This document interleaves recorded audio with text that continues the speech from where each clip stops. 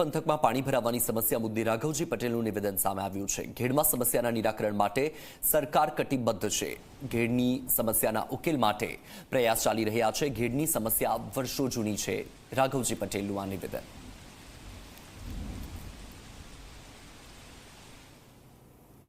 જે કાંઈ પૂરના કારણે અતિવૃષ્ટિના કારણે ખાના ખરાબી થઈ છે એનું જાત નિરીક્ષણ કરવા અને અતિવૃષ્ટિગ્રસ્ત લોકોના વિસ્તારના લોકોને મળવા માટે આજે હું પ્રવાસે જવાનો। આજે મારી દ્રષ્ટિએ ખાસ કરીને માણાવદર તાલુકા નાસરગ્રસ્ત ગામોની મુલાકાત લેવાની છે। માનનીય મુખ્યમંત્રીશ્રીએ જરૂરી સૂચનાઓ આપી છે, કારણ કે આ પ્રશ્ન વર્ષો જૂનો છે, એટલે એને હલ કરતા પણ સમય લાગે।